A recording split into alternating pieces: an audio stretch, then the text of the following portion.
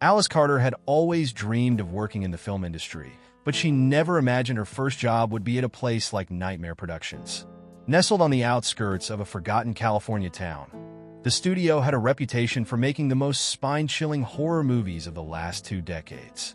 Its eerie, gothic logo was etched into the nightmares of audiences worldwide. The fact that so many of the studio's films were hailed as masterpieces seemed almost supernatural, as if the fear they captured was too real to be staged. Alice arrived at the studio lot on a foggy Monday morning, her heart racing with excitement and a touch of unease. The sprawling campus was a curious mix of decayed grandeur and unsettling artistry.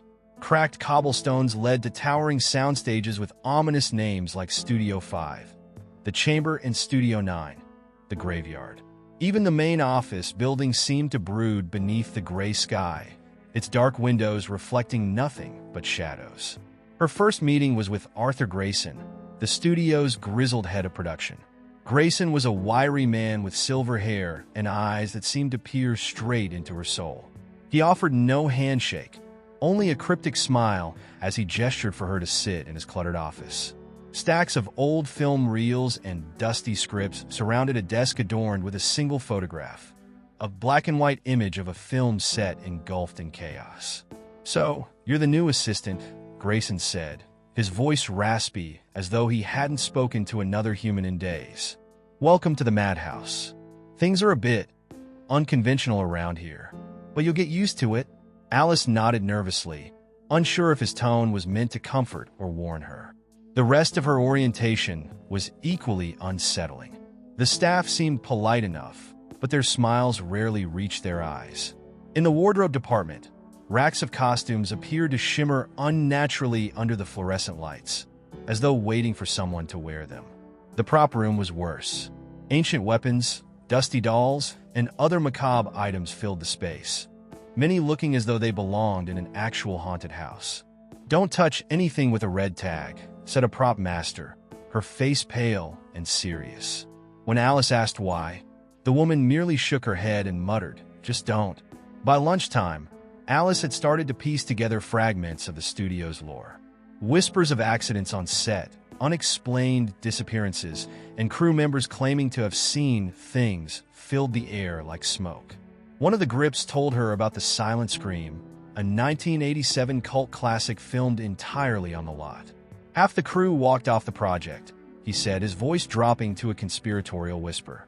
"Said they saw a man standing in the background of every shot. Problem was he wasn't part of the cast." Alice laughed nervously, hoping the story was just an elaborate joke, but the grip's grave expression lingered with her. Her first real taste of the studio's strangeness came later that afternoon. She was tasked with delivering a script to Studio 5, which had been rented out for a new slasher movie.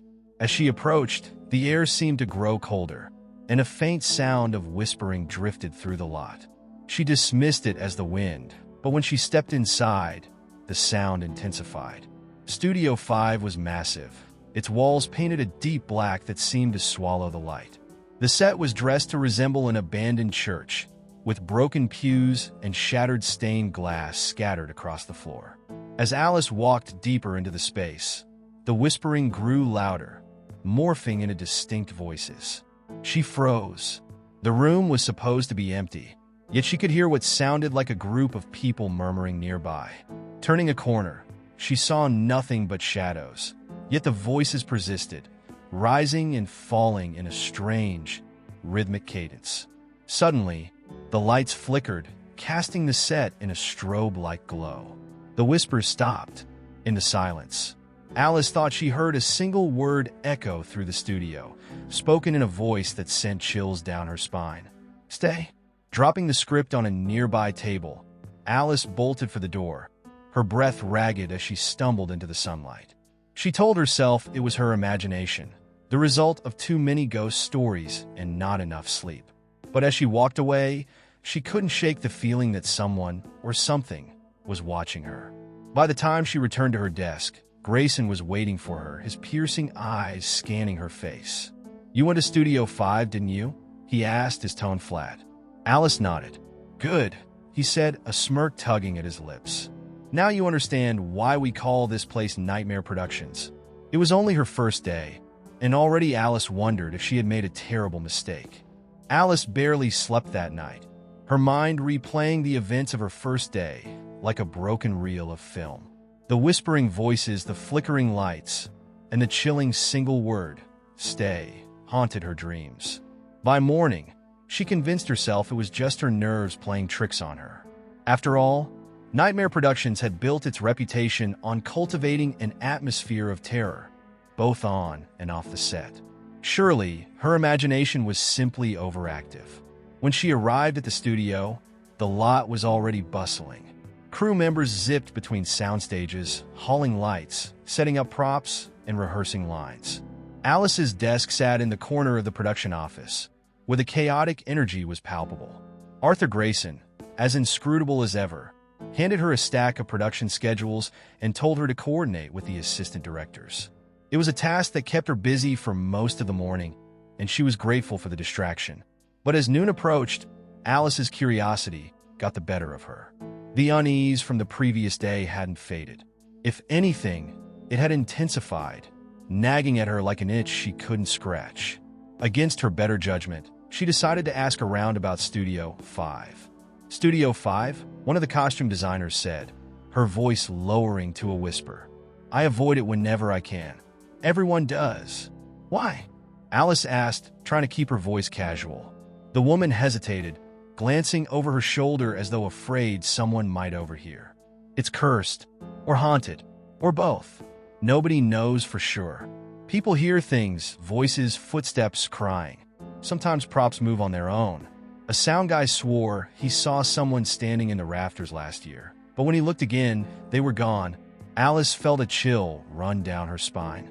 And no one's tried to figure it out? The woman gave a humorless laugh. This is Nightmare Productions. We make our living off fear. Half the crew thinks it's all just a publicity stunt. The other half, well, they don't stick around long enough to find out. That afternoon, Alice was sent back to Studio 5 to deliver updated storyboards for the slasher film currently in production. Her stomach tightened as she approached the towering soundstage. The air seemed heavier here, and the faint smell of mildew and dust lingered in her nostrils. Inside, the set was quiet. Too quiet. The crew had wrapped for lunch, leaving the space eerily still. Alice hesitated at the entrance, clutching the storyboards tightly as she scanned the room. The abandoned church set looked the same as before, but now it felt even more oppressive. She stepped cautiously into the soundstage, her footsteps echoing against the high ceilings. As she made her way to the director's chair, a faint sound stopped her in her tracks. It was soft at first, barely audible, like the distant hum of a radio. But as she strained to listen, the sound grew louder, resolving into what could only be described as whispering. Alice turned, her eyes darting around the empty set. The voices were coming from everywhere and nowhere, surrounding her like a chilling fog. She forced herself to move forward, placing the storyboards on the director's chair and turning to leave. That's when she heard it. Alice. Her name, spoken clearly and distinctly, echoed through the cavernous room. She froze, her breath catching in her throat. The whisper stopped, replaced by an oppressive silence. Then, as if on cue, the lights above began to flicker, casting strange shadows across the set. Who's there? Alice called, her voice trembling. There was no response, only the silence. Summoning every ounce of courage, Alice backed toward the exit, keeping her eyes fixed on the set. Just as she reached the door, she heard the sound of footsteps, slow, deliberate, and far too close. She turned, her hand fumbling for the handle, and yanked the door open, stumbling into the sunlight. Back in the production office, Grayson was waiting for her again, his face unreadable. Studio 5 again? He asked, his tone almost amused. Alice nodded, her face pale. Grayson leaned back in his chair, a glint of something almost sinister in his eyes. You'll learn, Alice. This place is a way of pulling people in. The real question is, can you handle it? For the second time in as many days, Alice wondered what she had gotten herself into. And for the first time, she realized she wasn't sure she wanted to find out. Alice spent the next few days avoiding Studio 5. She buried herself in paperwork, production schedules, and script drafts, hoping the busy work would keep her mind off the unsettling events. Still, the whispers lingered in her thoughts, replaying at the edges of her consciousness like a haunting melody. The strangest part was how no one seemed particularly surprised by her experience. If anything, her co-workers responded with an almost casual indifference, as if encounters like hers were part of the job description. Her reprieve ended on Thursday morning when Grayson handed her a new assignment. "Director Miles Tanner wants to meet with you," he said, sliding a slip of paper across his desk. "He's prepping for the final shoot of Whispers in the Dark in, you guessed it, Studio 5. He asked specifically for you to assist." Alice blinked at him, unsure whether to feel honored or horrified. Miles Tanner was a legend in the horror industry, known for his psychological thrillers that burrowed under the skin of audiences. Yet his reputation off-screen was equally notorious. Stories of his obsessive nature, erratic behavior, and peculiar methods had earned him the nickname the Mad Auteur. When she arrived at Studio 5, Tanner was already on set. He was a tall, wiry man in his late 50s with disheveled gray hair and a perpetual scowl. His sharp, darting eyes scanned the set like a predator surveying its territory.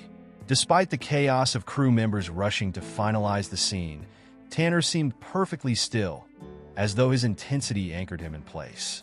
"You're the new assistant," he barked without looking at her. "Yes, Mr. Tanner," Alice said, clutching her clipboard tightly. "Good. Follow me." Tanner led her to the center of the set, where a single wooden chair sat under the spotlight. It was simple and unadorned, save for a series of strange carvings etched into its arms. Tanner gestured to it with a flourish, as if unveiling a masterpiece. "This," he said, his voice dripping with reverence, "is the centerpiece of the scene." The chair belonged to a 19th century executioner. Legend has it every soul who sat in it met a violent end. It's not just a prop, it's a story unto itself. Alice studied the chair, unease prickling at her skin. The carvings looked more like runes than decorative patterns, their angular shapes twisting and overlapping in unsettling ways. "It's authentic?" she asked, her voice hesitant. "Of course," Tanner said, flashing a wolfish grin. "Authenticity is everything in horror. It's what separates the forgettable from the unforgettable." As the day progressed, Alice shadowed Tanner, observing his meticulous direction. He had a way of pulling performances from his actors that felt almost invasive, as though he were digging into their psyches and extracting their deepest fears. But as the hours dragged on, the set itself seemed to resist the production. Lights flickered inexplicably. Microphones picked up strange feedback, distorted whispers that no one could trace. At one point, a boom operator swore he felt someone grab his shoulder, only to find no one behind him. Tanner, however, dismissed every incident with a wave of his hand. "The set has its own personality," he said. "That's what makes it great." Alice wasn't so sure. Later that evening, Tanner called for a break, leaving Alice alone on the set to organize the next round of scripts. She found herself drawn to the executioner's chair, its dark wood gleaming under the dim lights. Against her better judgment, she reached out to trace the carvings with her fingertips. The wood was unnaturally cold, sending a shiver up her arm. For a brief moment, she thought she heard a low hum emanating from the chair, almost like a heartbeat. She snatched her hand away, her pulse racing. "Alice!" She jumped, spinning around to find Tanner watching her from the shadows, his expression unreadable. "Curiosity is good," he said, stepping closer. "Fear is better. But never forget, respect the story, and it will respect you." Alice nodded, unsure how to respond. Tanner lingered for a moment before walking away, his footsteps echoing against the cavernous walls. As she gathered her belongings, Alice couldn't shake the feeling that Tanner's words were more than just cryptic advice. They felt like a warning, and as she glanced back at the chair one last time, she could have sworn the carvings had shifted, their shapes rearranging into something new, something that looked disturbingly like her name. The unease Alice felt in Studio 5 seemed to follow her like a shadow. By now, her sleep was restless at best, plagued by dreams of the executioner's chair and those unnerving carvings. Each time she awoke, she couldn't shake the sensation that the dreams weren't entirely hers, as though her mind was being fed images she didn't conjure on her own. Determined to reclaim some sense of normalcy, Alice threw herself into her work. On Friday morning, she arrived at the production office early, hoping to get a jump on the day. The usual hum of activity had not yet begun, and the stillness of the empty lot was almost comforting. Her comfort didn't last long. When she unlocked her desk drawer to retrieve her notes, she found a script she didn't recognize. Its cover was a blank, nondescript black, with no title or credits. Intrigued, she opened it. The pages were filled with typewritten text, but something about the script felt off. The dialogue and stage directions were too familiar. It wasn't until she reached the second page that she realized why. It was describing her. Alice Green, mid-20s, stands at the center of Studio 5. Her breath quickens as the lights flicker above. She calls out, but no one answers. Her pulse quickened as she flipped through the pages. The script detailed everything that had happened to her since she started at Nightmare Productions. Her first encounter with Studio 5, the whispers, her conversation with the costume designer, even her interaction with Miles Tanner. The script ended abruptly on the page she held now. EXT Nightmare Productions Night. Alice Green sits alone in her car, unaware that she's not truly alone. Alice slammed the script shut, her hands trembling. Was this a prank? A creepy initiation rite for new employees? She glanced around the office, half expecting someone to pop out and yell, "Gotcha!" But the space was empty, save for the faint hum of the overhead lights. Desperate for answers, she marched to Arthur Grayson's office. He was reviewing location schedules, but when he saw the script in her hands, his brow furrowed. "What's this?" Alice asked, thrusting it onto his desk. "Is this some kind of joke?" Grayson picked it up, his expression darkening as he flipped through the pages. "I don't know what you're talking about," he said after a long pause. "Where did you get this?" "It was in my desk drawer this morning," she said, struggling to keep her voice steady. "It's about me. Everything that's happened to me since I got here." Grayson's eyes flicked to hers, sharp and calculating. "Are you sure you didn't write it?" "What?" Alice stared at him, incredulous. "Of course I didn't. Why would I write something like this?" He leaned back in his chair, tapping his fingers against the desk. "Scripts show up here sometimes," he said finally. "No one knows who writes them. Most are harmless, but every now and then..." He trailed off, shaking his head. "Studio 5 has its secrets, Alice. You do well to keep your head down." His dismissive tone only fueled her frustration. "That's it? Keep my head down? What about this?" She pointed at the script. Grayson shrugged. "Burn it if you want, but don't expect answers." Furious and unsatisfied, Alice stormed out of the office, the script clutched tightly in her hands. She considered Grayson's advice. Burn it, destroy it, pretend it never existed. But something about the script compelled her to keep reading, to see where the story would lead. That evening, as the sun dipped below the horizon, Alice sat in her car, the script open on her lap.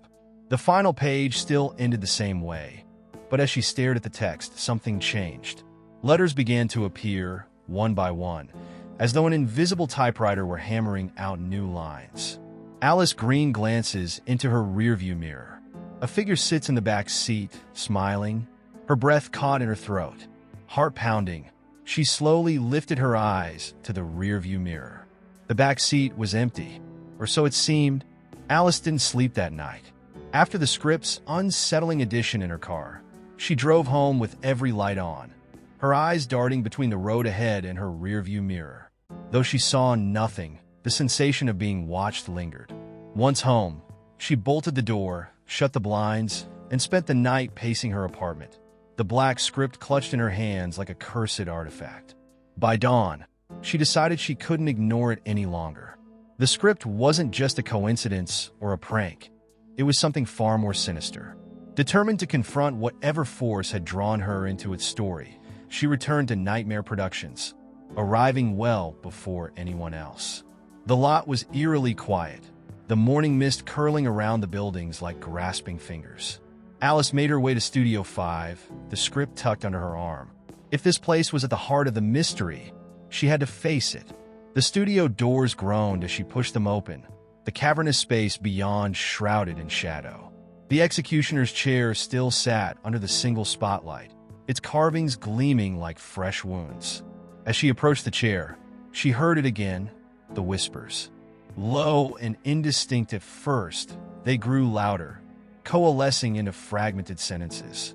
She knows too much, not part of the story. Rewrite her. Alice froze, clutching the script tighter. The whispers weren't just eerie background noise. They were voices discussing her, deciding her fate. Her throat tightened, but she forced herself forward, stopping just short of the chair. "This is your story, isn't it?" she said aloud, her voice trembling. "You're the one writing it." The whispers ceased abruptly, replaced by a suffocating silence. Then, the chair creaked, as if shifting on its own. A single page of paper fluttered from nowhere, landing at Alice's feet. She picked it up, her heart hammering. It was another script page, freshly typed. The scene description made her blood run cold. Alice Green places the black script on the chair. The chair accepts the offering, sealing her place in the story forever. "No," she whispered, her voice barely audible. "I won't do it." The studio reacted immediately. The spotlight flickered, casting the chair in erratic shadows. The air grew heavy, pressing down on her chest. The whispers returned, louder this time, overlapping and echoing until they became a deafening roar. "Place it. Obey. It's your story." Alice staggered back, clutching her head. She wanted to scream, to run, but something rooted her in place. The black script seemed to pulse in her hands, its presence growing heavier with each passing second. Desperate, she tore it open, scanning the pages for an escape. And then she saw it, a blank page near the end, the only one in the entire script. It was a glaring absence in an otherwise meticulously crafted narrative, a void waiting to be filled. "I have a choice," she realized, her voice shaking. "I can write my own ending." The whispers faltered, as if confused. The oppressive weight in the room lifted slightly, giving her a moment of clarity. Grabbing a pen from her pocket, Alice knelt on the floor, the blank page spread before her. Her hand shook as she began to write. Alice Green refuses the chair's demands. She leaves Studio 5 and burns the script, breaking its hold forever. The studio erupted in chaos. The lights blazed and burst, sending shards of glass raining down. The ground trembled, and the chair groaned like a living thing in pain. The whispers became a cacophony of screams, each one more anguished than the last. But Alice didn't stop. She scrawled the final words with a defiant flourish. "The story ends here." The moment the pen lifted from the page, everything stopped. The studio fell silent, the air clearing as if a storm had passed. The chair sat motionless, its carvings dim and lifeless. Alice stood, her breath ragged, the script clutched in her hand. Without looking back, she fled the studio, leaving the black script and the cursed chair behind. For the first time in weeks, she felt a glimmer of hope. She had taken control of the story, or so she thought. As she stepped into the daylight, her phone buzzed in her pocket. It was a text from an unknown number. She hesitated, then opened it. The message read, "You can't escape the rewrite." Alice sat in her car, gripping her phone so tightly her knuckles turned white. The words on the screen, "You can't escape the rewrite," seemed to pulse with a malevolent energy, mocking her attempt to reclaim control. Her first instinct was to throw the phone out the window, but logic overrode fear. She needed answers, and every clue, no matter how ominous, was a step closer to the truth. As she drove home, her mind raced. Had the message come from Grayson? Someone at Nightmare Productions? Or was it from whatever presence resided in Studio 5? The idea that it could reach her outside the confines of the studio was even more unsettling. She glanced nervously at the rearview mirror, half expecting to see a shadowy figure smiling back at her. Her apartment offered little solace. She locked the door, turned on every light, and checked each room. Only after assuring herself she was alone did she collapse onto the couch, phone still clutched in her hand. The text taunted her, but no other messages followed. For hours, she stared at the screen, waiting for anything to happen. By midnight, exhaustion overtook her, and she dozed off on the couch. Her dreams were fractured and chaotic. She was back in Studio 5, but it wasn't empty this time. The executioner's chair was surrounded by faceless figures, their bodies cloaked in shadow. They chanted in low, guttural tones, their words incomprehensible, yet filled with malice. In the dream, Alice approached the chair despite every fiber of her being screaming to turn back. As she reached out to touch it, the shadows swarmed her, pulling her into the void. She woke with a start, drenched in sweat, her heart pounding against her ribs. The first thing she noticed was the script. It was lying on her coffee table, pristine and black, as though she'd never left it in Studio 5. She blinked, certain she was still dreaming, but the sharp corners of the book and the faint smell of ink told her otherwise. Her first instinct was to burn it. She grabbed a lighter from the kitchen and held it to the edge of the script, but no matter how long the flame licked at the paper, it refused to catch fire. She even tried tearing it, but the pages were unnaturally tough, resisting her efforts with an almost living force. Frustrated and terrified, Alice threw the script against the wall. It landed with a thud, its pages flipping open to a random spot. As if compelled, she approached it and read the new text that had appeared. Alice Green learns the story is never truly hers. The rewrite is inevitable. Her stomach churned. The script wasn't just describing her life. It was dictating it. Every attempt to resist only seemed to tighten its grip on her reality. She slammed it shut, her mind racing for solutions. If she couldn't destroy it, perhaps she could uncover its origins. The thought of returning to Nightmare Productions filled her with dread, but she had no choice. Grayson had hinted at knowledge he wasn't willing to share, and the other employees, Miles, the costume designer, might have pieces of the puzzle. She grabbed her coat and the script, steeling herself for what lay ahead. The studio lot was deserted when she arrived, the buildings dark and lifeless. She made her way to Grayson's office, hoping he was still working late. To her surprise, the door was ajar, and the faint glow of a desk lamp spilled into the hallway. "Grayson," she called, stepping inside. The office was a mess. Papers were scattered across the floor, and the scent of spilled coffee lingered in the air. Grayson's chair was overturned, and his computer screen displayed a flashing error message. Alice's gaze landed on a notebook lying open on the desk, its pages filled with hurried, scrawled notes. She skimmed the writing, her heart sinking with every line. Studio 5 is alive. Scripts are its weapon. The rewrite is its way of control. Victims become characters. Characters never leave. The last line was underlined multiple times. Destroying the chair might end it all. Before Alice could process the implications, she heard a faint creak from the hallway. She turned, her pulse quickening. The shadows beyond the office seemed to shift, moving closer. "Alice," a voice whispered, low and guttural.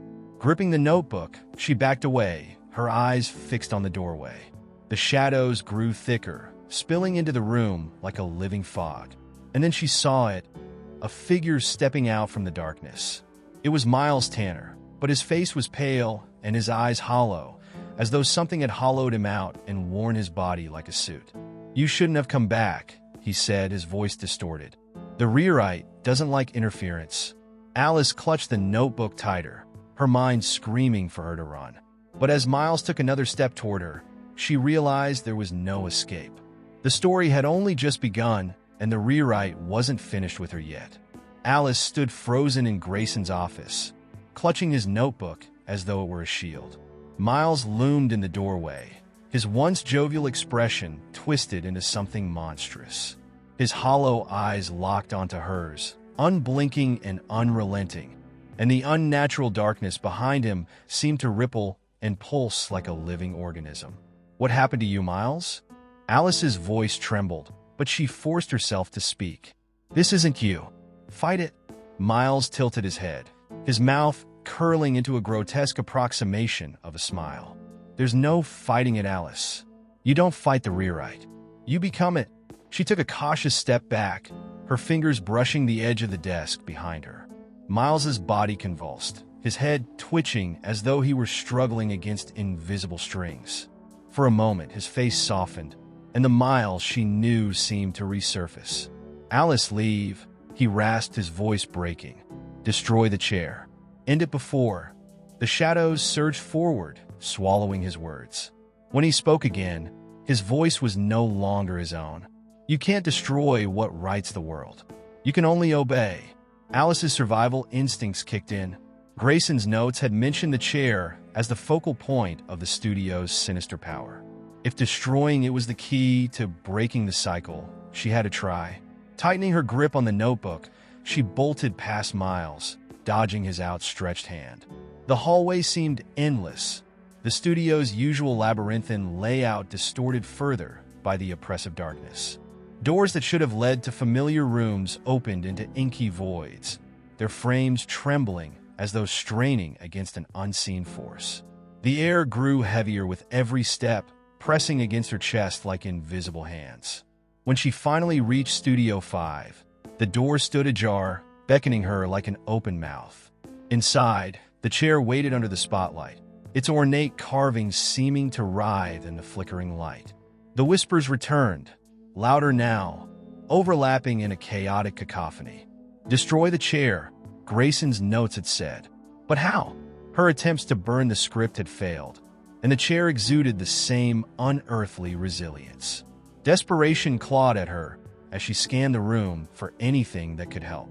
Her eyes landed on a sledgehammer propped against the far wall, likely left behind by a set crew. She hesitated for only a moment before grabbing it, the weight of the tool grounding her resolve. The whispers grew frenzied, their voices overlapping into a single, guttural command. "Stop her!" The temperature in the room plummeted. Shadows coalesced around the edges of the studio, forming into shifting, humanoid shapes. They advanced toward her, their movements jerky and unnatural. Alice gripped the sledgehammer tighter, her breath coming in ragged gasps. With a scream of defiance, she swung the hammer at the chair. The impact sent a shockwave through the room, the wood splintering slightly under the force. The whispers turned to wails, the shadows recoiling as though struck themselves. She swung again and again, each blow met with resistance as the chair seemed to fight back, its carvings twisting and writhing like living things. The spotlight flickered violently, and the ground beneath her feet trembled. On the fifth swing, the chair let out a deafening crack.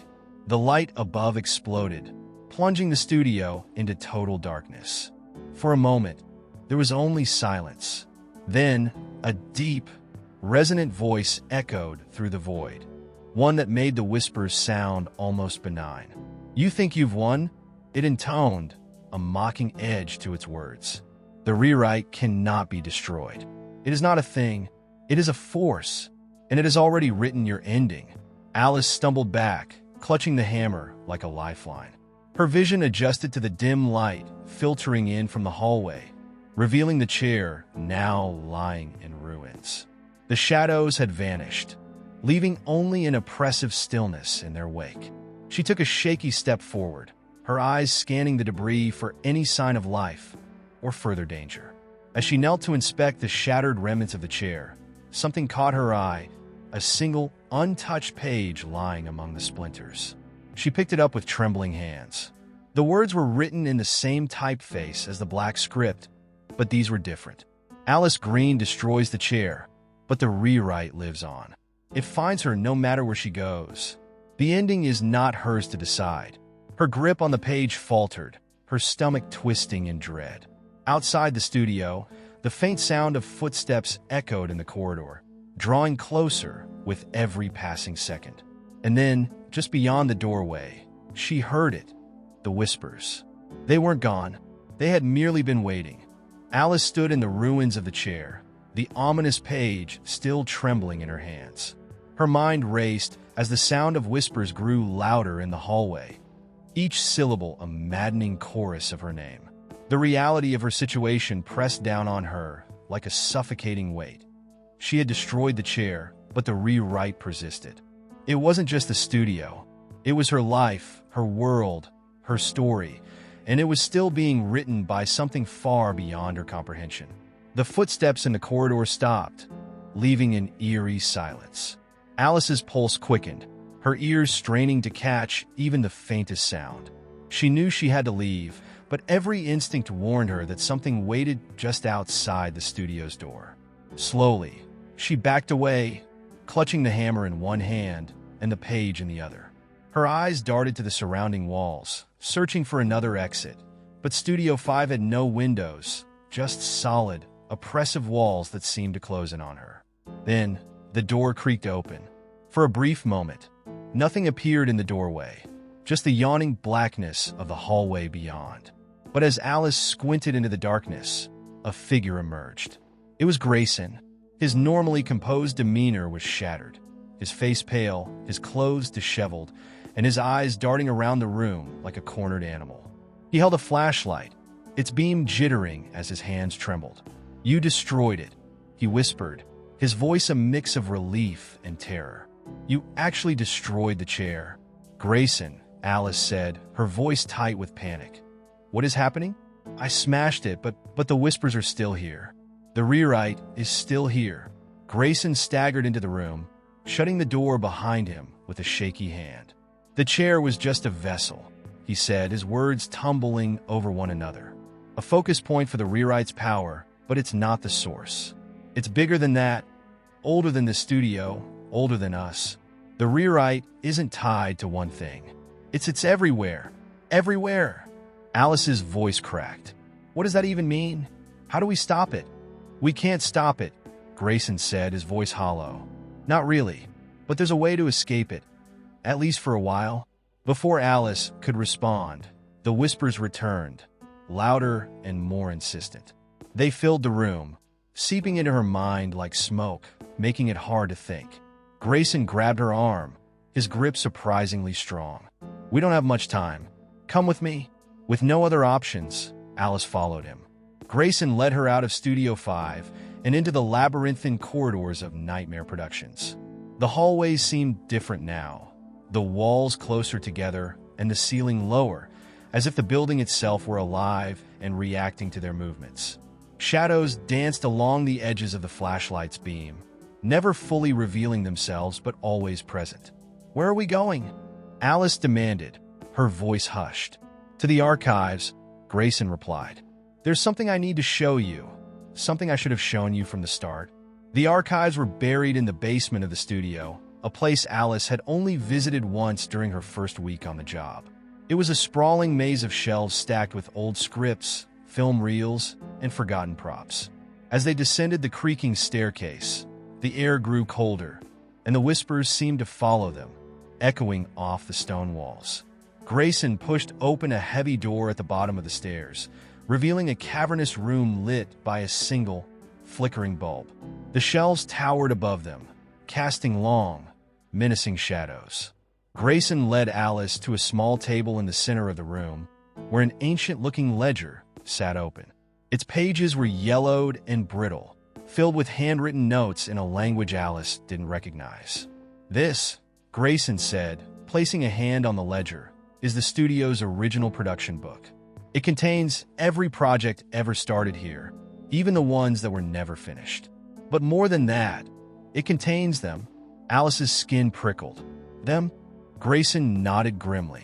"The rewrite's victims. Every name in this book belongs to someone who was pulled into its web.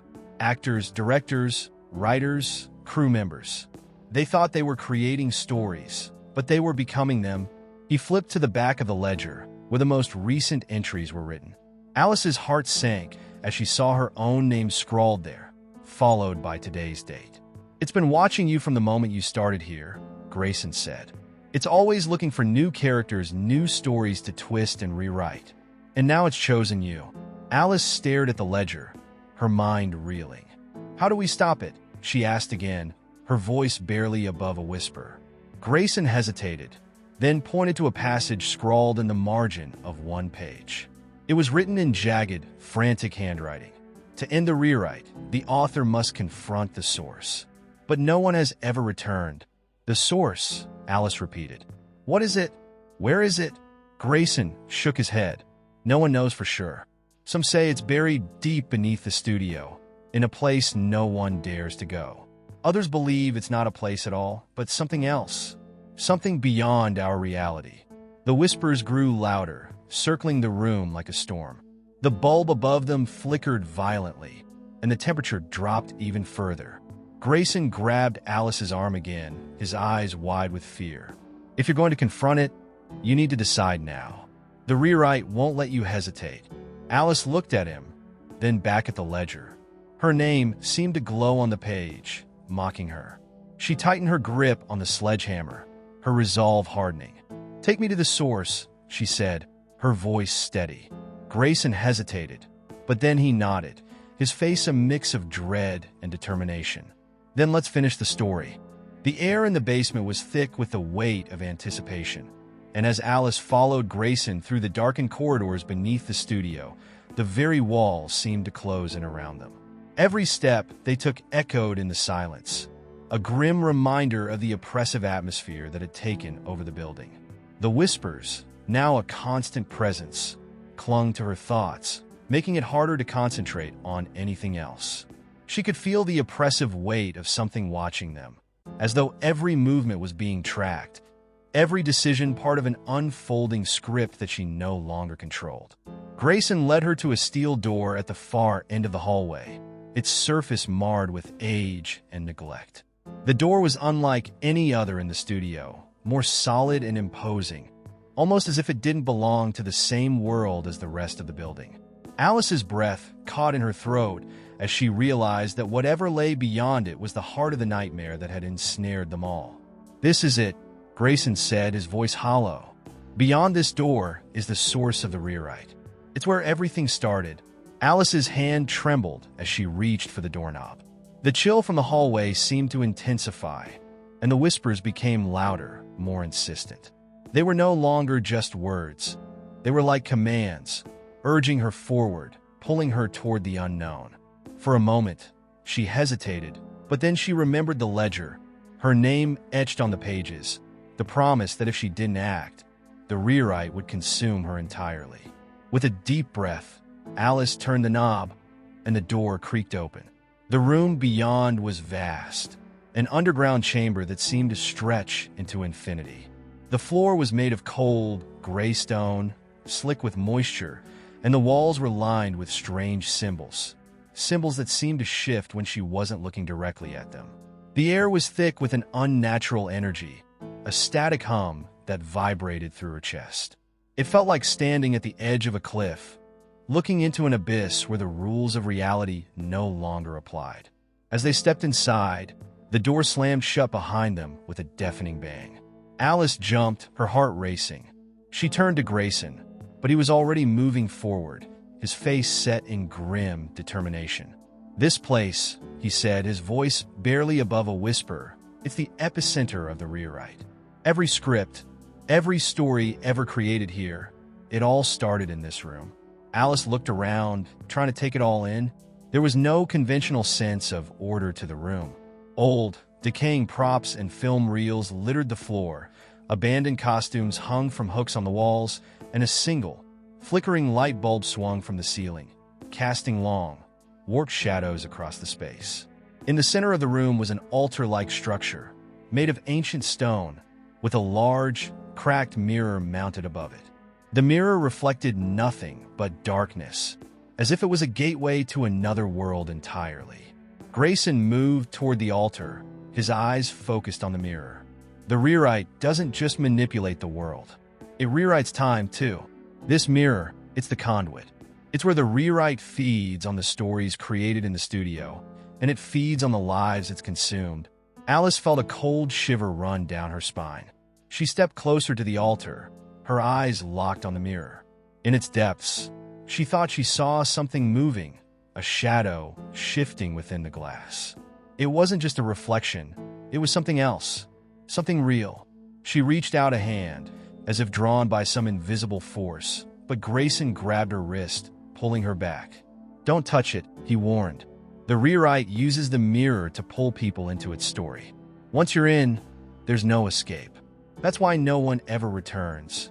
Alice yanked her wrist free from his grasp, her determination flaring up. "We have to destroy it," she said, her voice steady despite the fear clawing at her chest. "We have to stop it from rewriting everything." Grayson looked at her, his eyes filled with sorrow and disbelief.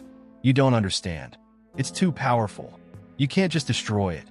If you try, you'll become part of the story, just like everyone else." Alice didn't respond.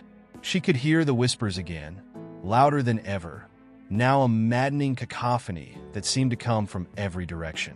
They were urging her to act, to finish the story. She couldn't let this place win.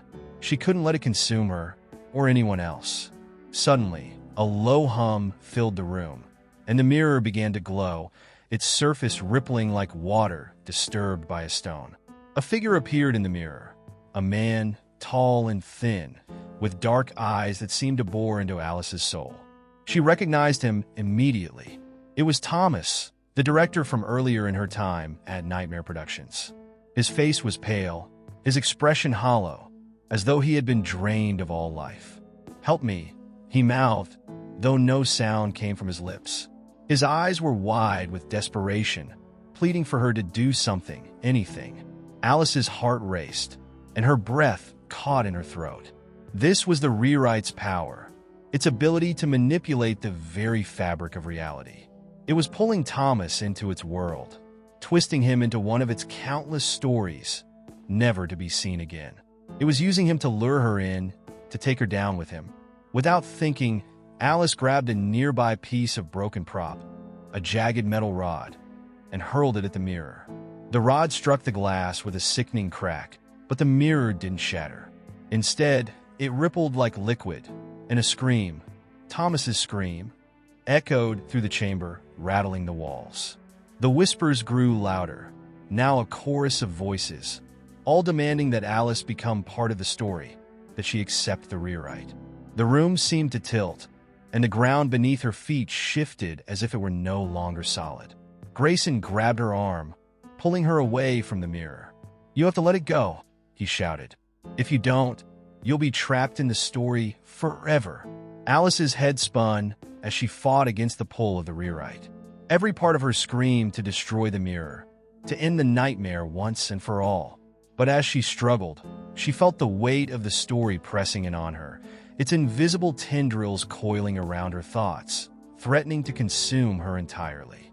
And then, with a final surge of strength, Alice broke free from Grayson's grip, charging toward the altar with everything she had left.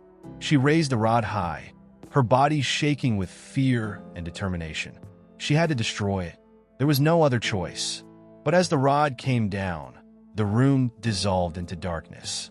When Alice awoke, it was to a silence that felt wrong, unnatural. There was no hum, no whispers, no eerie feeling of being watched. For a moment, she thought maybe the chaos had subsided, that the rewrite had been halted. But as her senses gradually sharpened, she realized that the silence wasn't peace. It was the absence of everything she had known. The room she found herself in was dark, almost pitch black, with no indication of where she was. Her body ached as if she had been dragged through time itself, and her mind, still clouded by confusion, struggled to piece together the events leading up to this moment.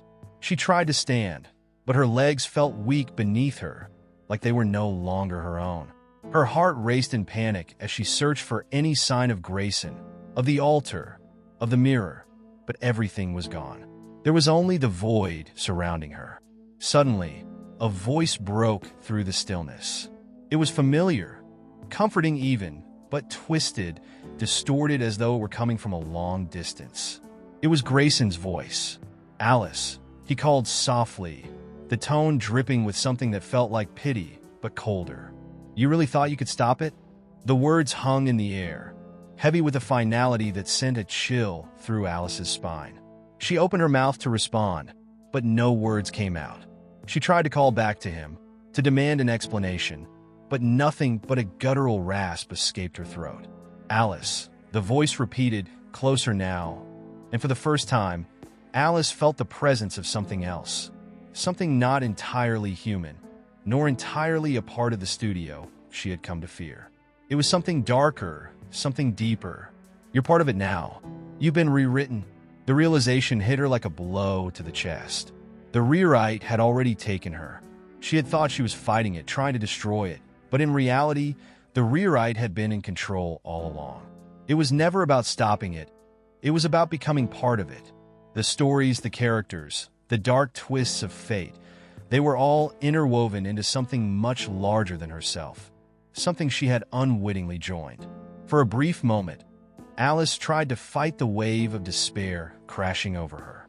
She was strong. She had to be. She couldn't allow this to be her end. But the more she fought, the more she realized that her resistance only fed into the rewrite's strength. Every attempt to break free was woven into the fabric of the story, becoming part of its never-ending cycle. The blackness around her started to shift, and Alice blinked, struggling to focus her eyes.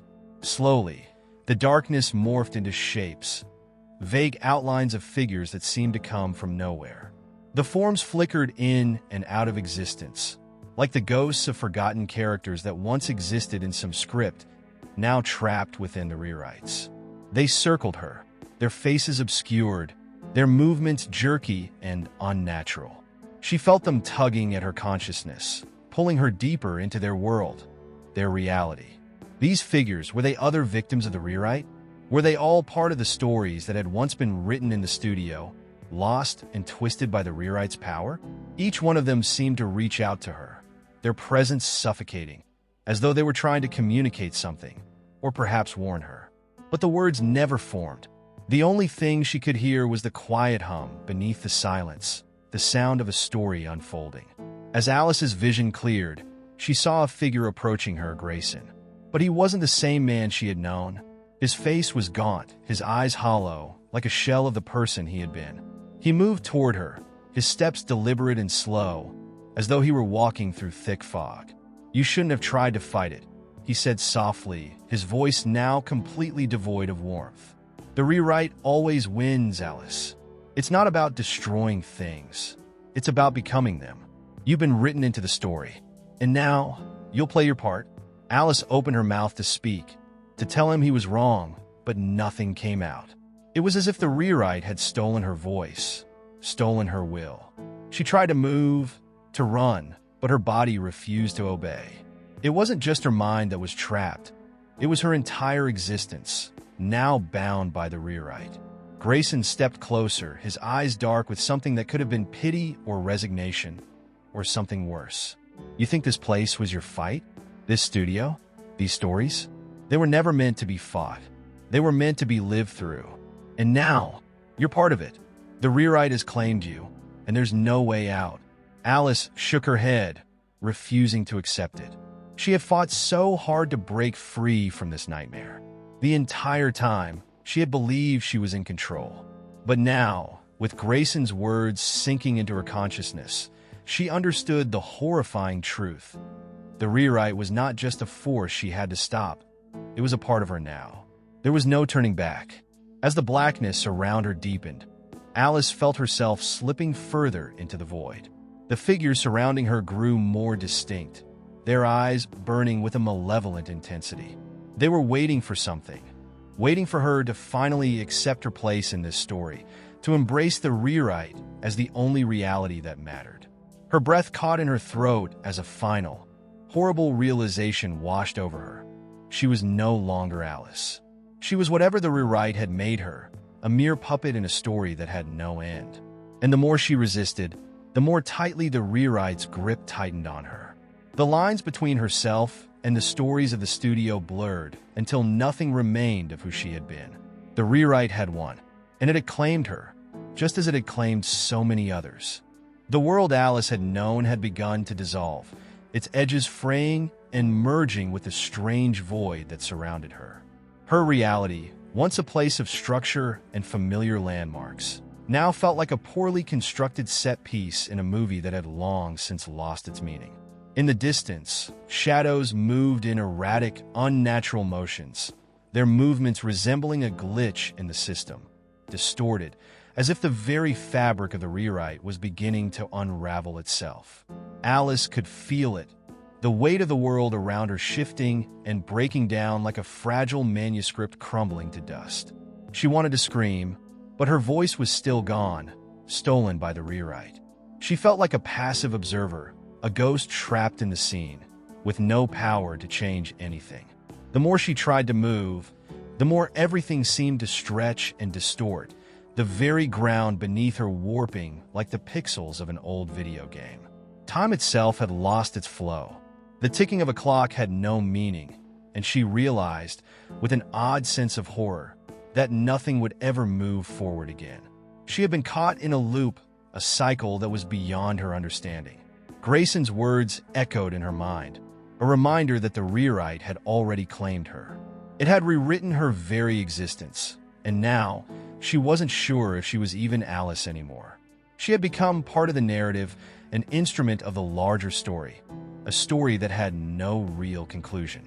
She remembered Grayson's hollow eyes, the way he had stepped toward her, almost as if he were both a victim and a predator of the rewrite. But in his eyes, there was no hope, no way out. There was only a deep resignation that this was how it had always been meant to be.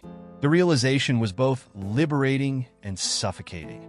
If there was no escape from this narrative, then she would never truly be free. The rewrite was all-encompassing. It controlled everything: the plot, the characters, the setting, and even time itself. In the original scripts, there was a sense of purpose, a sense of structure. But now, there was only this endless, looping horror where nothing was ever finished, where everything was just a fragment of a larger, decaying whole.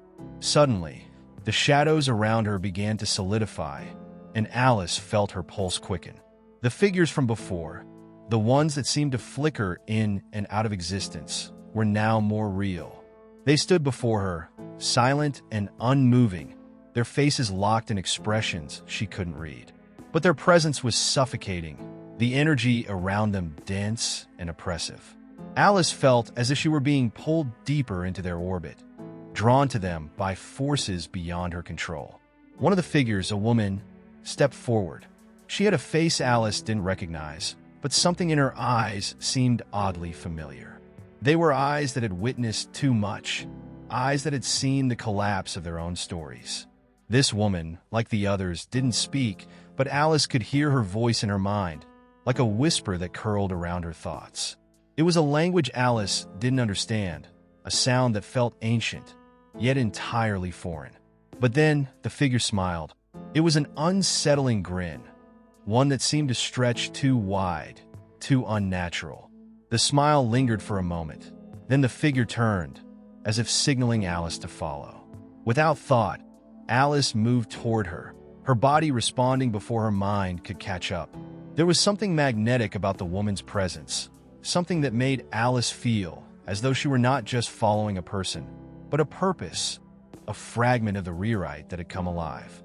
As Alice followed the figure, the world around her began to shift once more. The scenery changed, folding in on itself like a script page being crumpled. One moment, they were in the empty void of the studio. The next, they were standing in a hallway lined with flickering lights and aging film posters.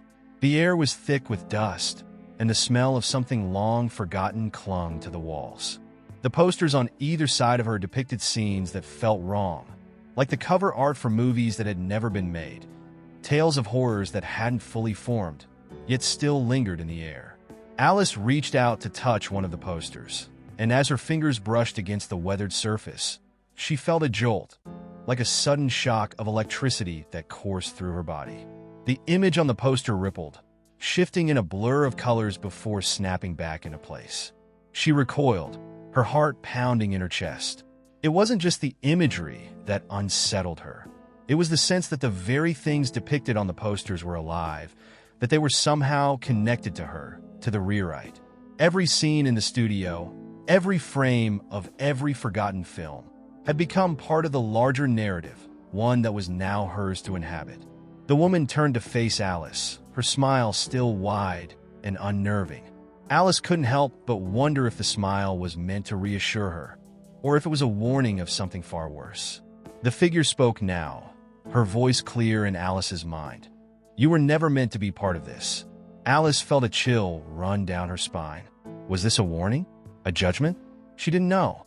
But there was something in the woman's eyes that suggested there was more to this story than Alice could ever comprehend.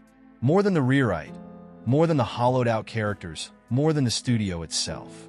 And then, in a blink, the hallway disappeared. The woman was gone. The posters, the lights, the dust, everything had vanished into thin air. Alice was standing alone in the middle of an empty room, the air thick with a suffocating silence once again. But now, she could feel something else in the space, a presence that hadn't been there before. It wasn't the void. It was something more insidious. A figure appeared before her. It was Grayson again, but this time, he wasn't just the hollow man from before. He was whole, his eyes sharp and clear, his features no longer broken by the rewrite.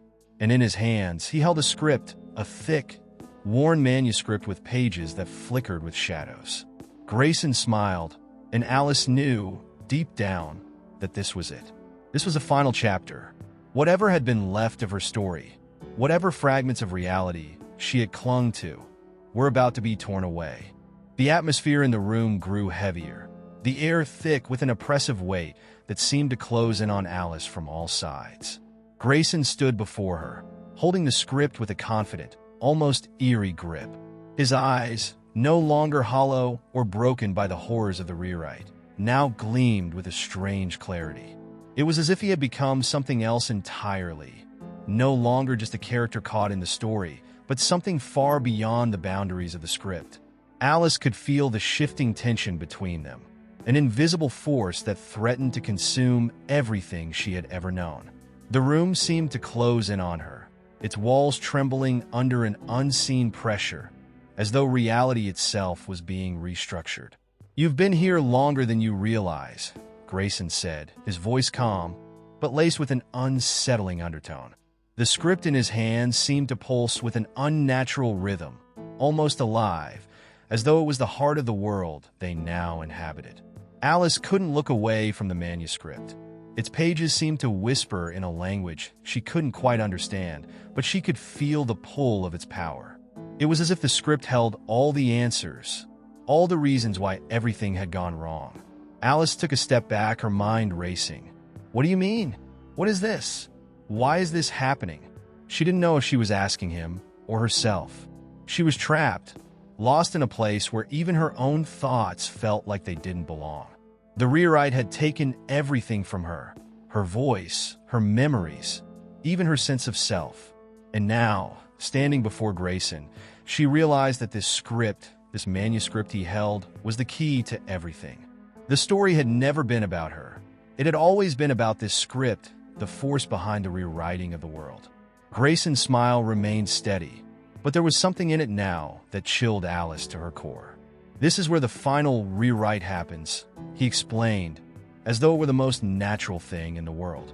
"Everything you've experienced, the terror, the confusion, the endless looping, was only a small part of the larger picture. The studio, the characters, the rewritten scenes, even you, everything is connected to the narrative, to the story.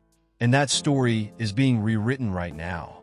He glanced down at the script, the pages fluttering as if stirred by an unseen wind. "I've been rewriting it all along. And so have you." Alice felt a shudder pass through her. "What do you mean I've been rewriting it?" She had no memory of controlling anything, no memory of changing the course of events. But as she spoke, something deep within her stirred, a faint recognition, like the lingering echo of a thought she'd forgotten to finish. Had she always been part of this? Had she been rewriting her own story without even knowing it? The more she thought about it, the more it made sense. Every strange moment, every loop, every shift in the world around her, it had all felt like it was part of something larger, a force she couldn't control. But now, standing before Grayson, she realized the truth. She had been caught in the rewrite from the very beginning. "You've been trying to escape," Grayson continued, his voice soft but filled with something dark. "But every time you try to break free, you only rewrite yourself into the story again. It's like a never-ending cycle. You don't even realize it, but you've been rewriting yourself into the script every time you think you're free." Alice's mind spun. "No, that can't be possible. I haven't changed anything." But even as she said it, she knew it was a lie. She could feel the subtle shifts, the changes in the atmosphere, the fleeting moments of control that had slipped from her grasp whenever she tried to change the outcome. It wasn't just the studio or the script that was being rewritten, it was her. She was both the writer and the character, locked in an endless loop of creation and destruction. Grayson stepped closer, the script now held loosely in his hand. He reached out and gently touched her shoulder, his fingers cold and firm. "You're part of the story now," he said. "Just as I am, just as we all are. There's no escaping it. The rewrite is inevitable. And now that you understand this, you're ready to play your part." His words struck her like a blow. Part of her wanted to fight, wanted to scream, but the other part, the part that had grown so accustomed to the script's twists, felt strangely calm. Could she really fight it? Could she rewrite herself out of this? Or was she doomed to remain here, forever bound to the narrative, forever trapped in the never-ending rewrite? "You can't fight it anymore, Alice," Grayson continued, his voice now a whisper, as though he were speaking directly into her thoughts. "You've already rewritten your place here. It's done." He let go of her shoulder, stepping back and watching her with a look of strange pity. "The final chapter is here. It's time for the last rewrite." Alice's pulse raced, her mind whirling with confusion. "What do you mean? What is the final rewrite?" She felt like a puppet, her strings pulled by invisible hands, her every thought manipulated by forces beyond her understanding. The studio around her seemed to grow more distant, as though it were fading into nothingness. Grayson opened the script once more, and Alice could see the ink on the pages begin to shift, rearranging itself like a living entity. The words seemed to be rewriting themselves, their meanings altering before her very eyes. She watched in horror as entire scenes from her past, scenes she thought were memories, began to vanish, replaced by new words, new descriptions, new events. The story was changing around her, and she was powerless to stop it. The final rewrite had begun. Alice was no longer a character. She was a word on a page, a sentence in the script that could be erased at any moment. The studio, the shadows, the figures, they were all part of the rewriting process, and she was nothing more than a fleeting moment, a forgotten line of dialogue. The story was ending, but Alice wasn't sure if it was the end of her story or if it was the end of everything. She closed her eyes, her heart heavy with the weight of the truth. The rewrite was inevitable. There was no escaping it. And when she opened her eyes again, everything would be different, if there was even anything left at all. When Alice opened her eyes again, the studio around her was no longer familiar. The walls, once painted with the flickering remnants of old film sets, now seemed to shift and warp, as though they were made of smoke and shadows, dissolving before her gaze. The set had become a landscape of unreality, like the remnants of a dream half-remembered. It was both unsettling and strangely liberating to witness this transformation. The script, once tangible and oppressive, now seemed like a distant memory, something no longer anchored to her reality. Yet, despite the change, she still felt its presence, a lingering force that pulsed beneath the surface of everything. Grayson, standing at the edge of the dissolving set, appeared unchanged, his figure sharp against the fluid background. "It's done," he said, his voice clear and calm as ever. "You see now, don't you? You were always part of the rewrite, always part of the dissolution." He gestured to the shifting walls, the flickering remnants of scenes that once felt so concrete. "Nothing here is real anymore, and neither are you."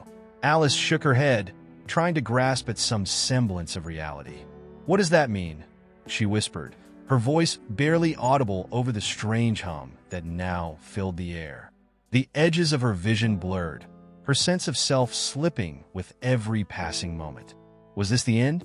Or was it just another layer of the story? A part of her longed for clarity, but another part, perhaps the part she had rewritten into existence countless times, felt detached, as if she no longer knew what was real or false. The very act of questioning her reality seemed to unravel her further.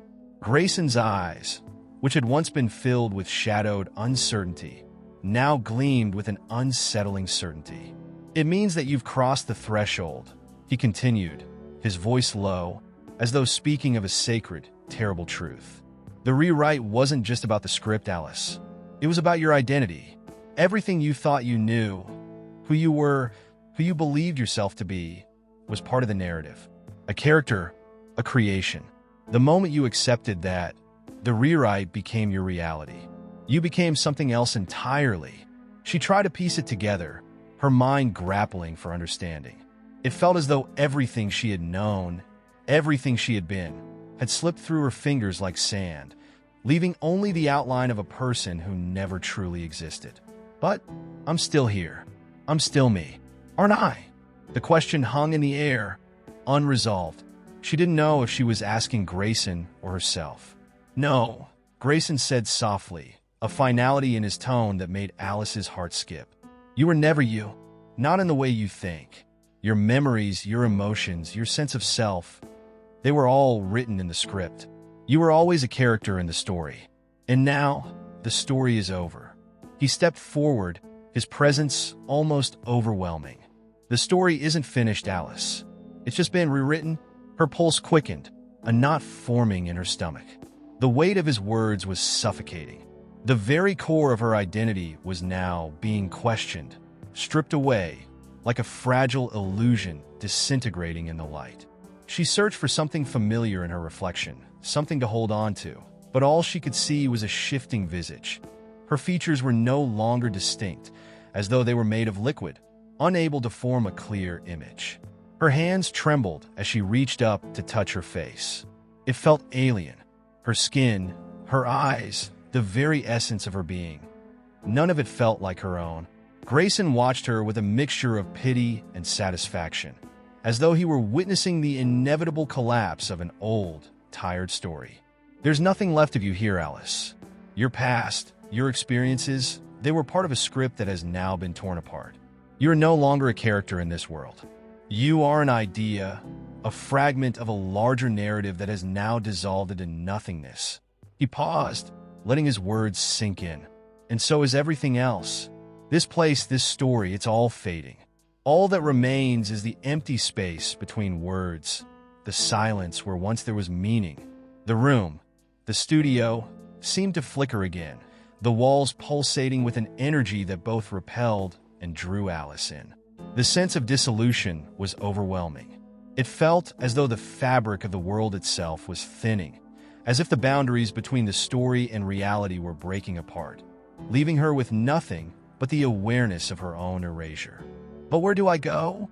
Alice whispered, her voice cracking. She wasn't sure if she was speaking to Grayson, or to herself, or to the emptiness that surrounded her. What happens now? Grayson's gaze softened for a moment, and for the first time, he seemed almost human. Now you disappear. You vanish, just as the story has. There's nothing left for you here. He gestured to the space around them, which now seemed more like an empty void than a studio. This is the end of the story. Your part is over. Alice tried to protest, but no words came. She tried to scream, to fight back against the void that was swallowing her. But her voice was silent, lost in the collapsing world. As the darkness around her deepened, she felt herself being pulled, slowly at first, and then faster, into the space between the words, into the empty pages of the script. Her body began to dissolve, her identity fading like ink bleeding into water. The walls, the set, the air, it was all slipping away, leaving her with only the sensation of falling, of drifting in a void without meaning or form. Grayson's voice echoed in the emptiness, a final, haunting whisper. There's no escaping the rewrite, Alice. The end always comes, and when it does, you'll be nothing but a forgotten line, a vanished character. You were never real. You were just another part of the story. And with that, his presence, too, faded into the darkness, leaving Alice alone in the infinite space between words.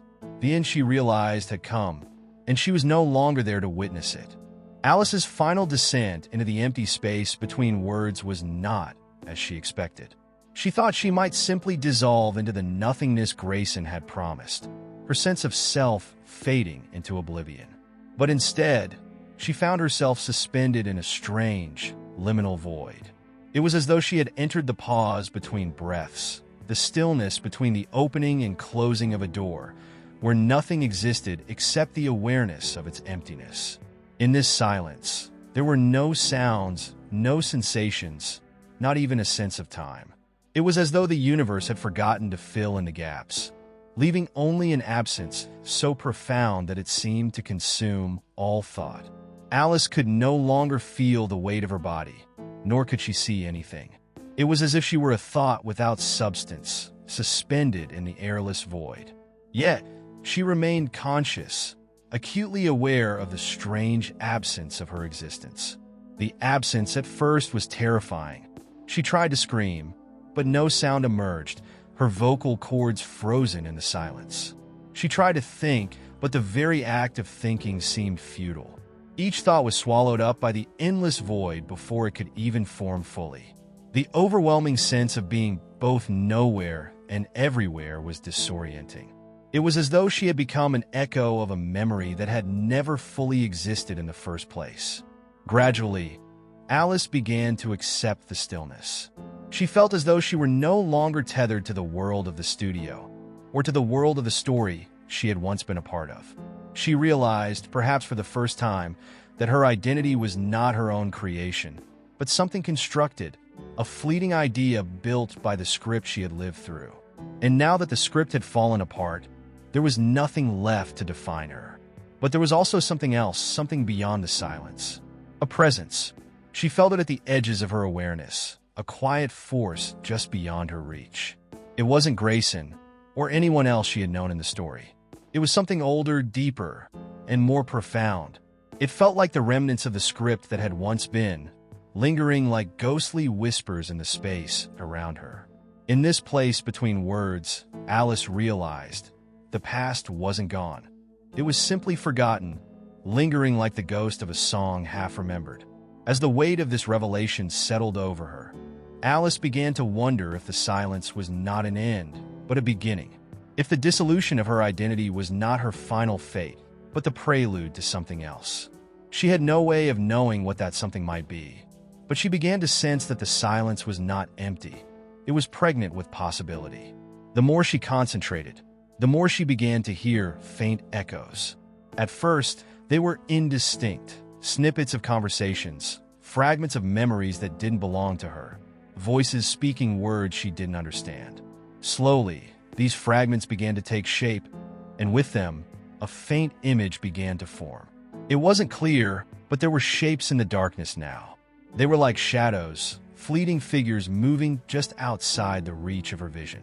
She couldn't comprehend them, but she could feel their presence, like the softest brush of wind on her skin.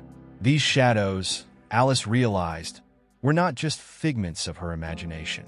They were the remnants of the story, echoes of the people and places that had once filled the studio, traces of the lives she had never truly lived. She could feel them tugging at her, calling her to remember something she could no longer name. It was as though they were drawing her back into the world of the story, offering her a chance to reclaim something she had lost, her past, her identity, perhaps even her place in the narrative. But there was something else, something darker and more unsettling. The deeper Alice delved into this strange, memory-laden void, the more she realized that the story was not finished. Grayson's words had been a lie. There was still something left to be written, something she had failed to comprehend before.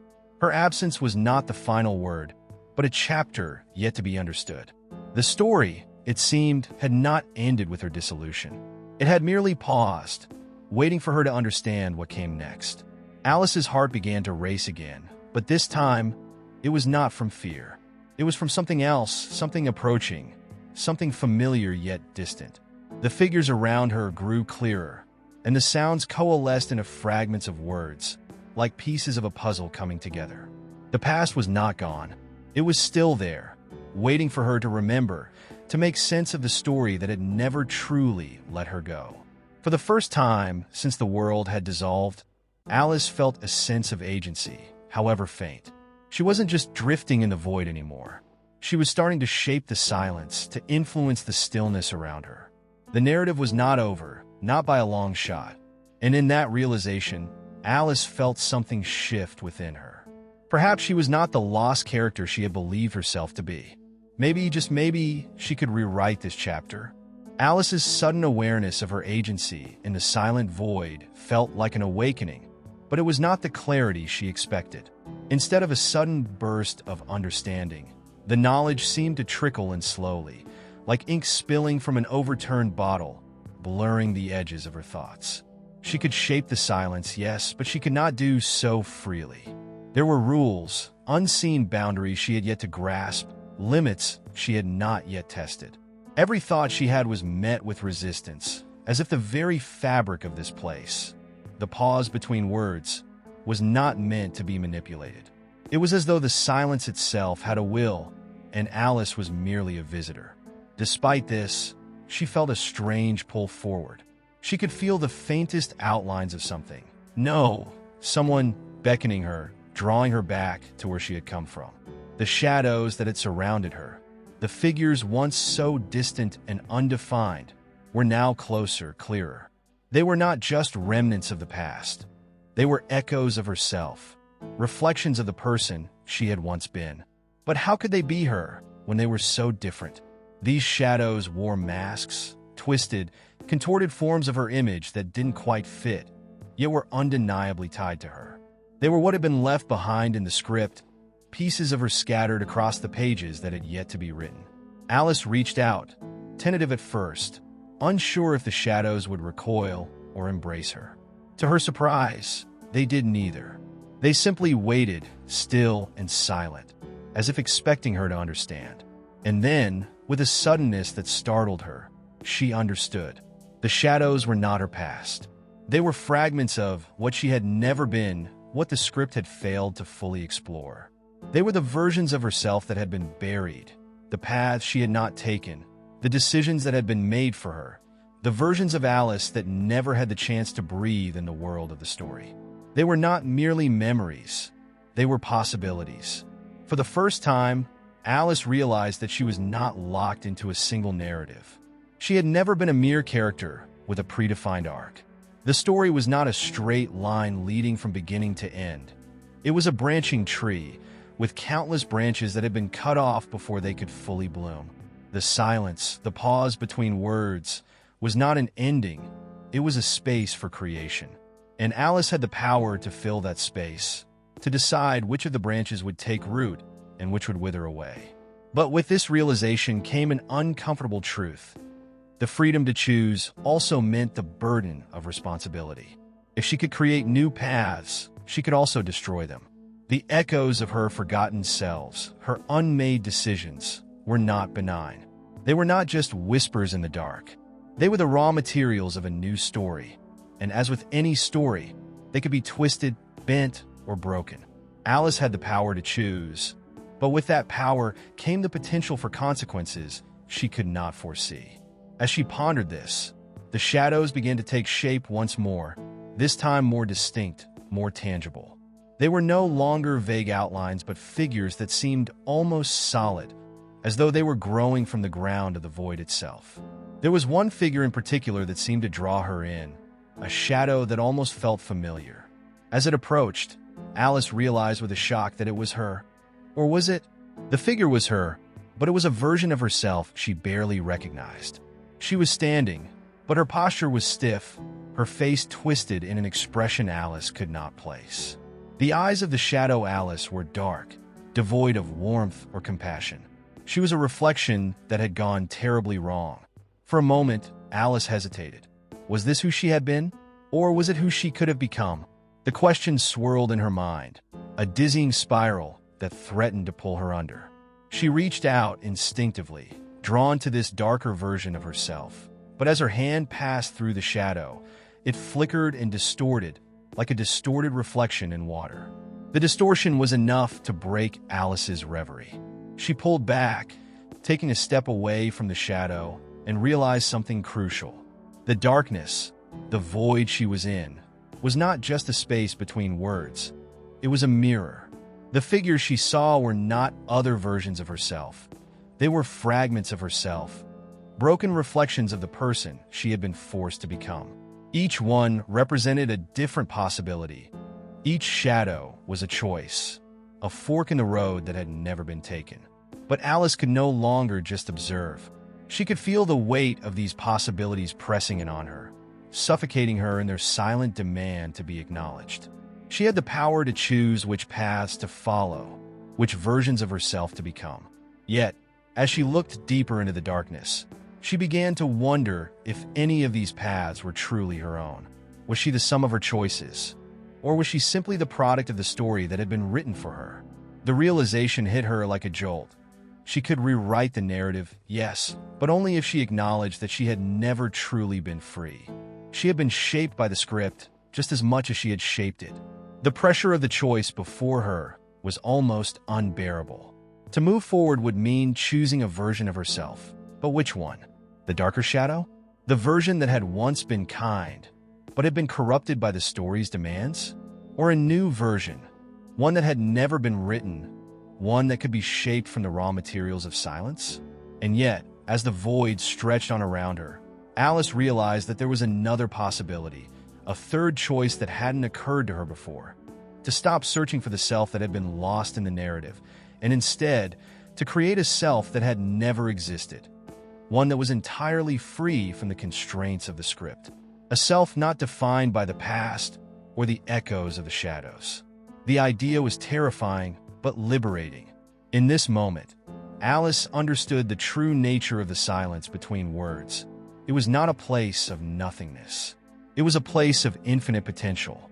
It was the space where creation happened. And now, with her newfound awareness, Alice knew that she could no longer hide from her own power. The story was hers to write, and for the first time, she felt ready to face what that might truly mean. As Alice stood in the abyss of infinite possibility, she realized something that had been gnawing at her consciousness for a while. This power to rewrite the story came at a steep cost. The notion of forging a new identity, of becoming something outside of the written script, was exhilarating, yet there was a hollow edge to it. Every choice she made, every path she carved from the void, would pull at the very fabric of who she had been before. Who was she if she could be anyone? If she could choose any version of herself without the constraints of the past? Was she still Alice? Or had she become something entirely foreign? Something stitched together from the fragments of countless selves? In the silence around her, where time seemed to hold no sway, Alice began to experience the weight of these questions in a new light. The infinite possibilities before her were both a gift and a curse, for every decision felt like an erasure of the person she had been. What would remain if she stripped away the old versions of herself? If she discarded the Alice who had lived within the boundaries of the script and embraced something new? Would she become a mere reflection of the potential she had been denied? Or would she become an entirely new creation, unrecognizable even to herself? The shadows that surrounded her were growing restless, as if sensing the tension building within her. They were not passive observers anymore. They were demanding acknowledgement, wanting to be seen and understood. But Alice was no longer sure if they were simply projections of her former self or something else entirely. Were these figures merely echoes of her lost potential, or were they part of the story that still needed to be told? As each shadow pulsed with an almost sentient energy, she began to question their purpose. Could they be guiding her, or were they trying to pull her back into the narrative that had already been written for her? The more Alice thought about it, the more she realized that these shadows, these fractured pieces of her identity, were not just remnants of a past she could not change. They were reminders of a process that had gone terribly wrong, a process that had sought to bind her to a singular existence, to trap her within the confines of a story that had never been fully hers. Each shadow held a fragment of herself that had been crushed under the weight of expectations, forced into the shape of a character who existed for the sole purpose of fulfilling a script. And yet, as she watched them flicker and shift, she realized that they were not trying to control her. They were offering her the chance to integrate these pieces into something new, something whole. For the first time, Alice understood that her fractured identity was not a curse. It was a map that led to the possibility of becoming someone more than the sum of her parts, someone who could transcend the limitations of the story. She didn't have to choose one version of herself over another. She didn't have to adhere to a single, predefined arc. The story was hers to rewrite, and the brokenness she felt was a necessary step in the process of reinvention. But this realization was not without its complications. The more Alice explored the idea of reclaiming these fractured pieces, the more she found herself confronting the deeper fears and doubts that had always lurked beneath the surface. If she were to embrace all these pieces, if she were to let them merge and shape her anew, what would become of the Alice who had fought so hard to escape the script in the first place? Would she lose herself in the process? Was this really liberation?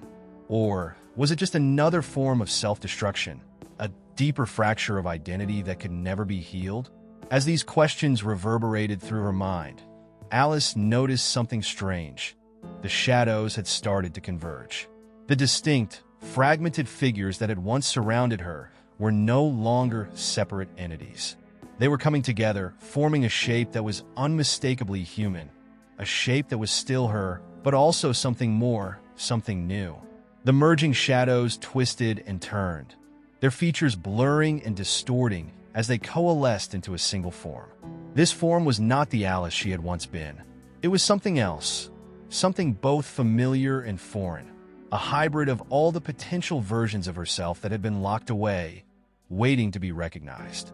The figure stepped forward, its movement fluid and graceful, yet unnerving in its uncanny familiarity. It was Alice, but it was not. It was an amalgamation of every choice, every path, every possibility that she had ever considered. The face was hers, but the eyes, those were different. They were deeper, as if they had seen more than the eyes of the person who had once walked the world. The mouth, too, was different. It smiled, but it was not a smile Alice recognized. It was the smile of someone who had seen the depths of silence and returned with a different understanding of what it meant to exist. Alice felt a cold shiver run down her spine. The figure before her was not merely a reflection. It was her potential.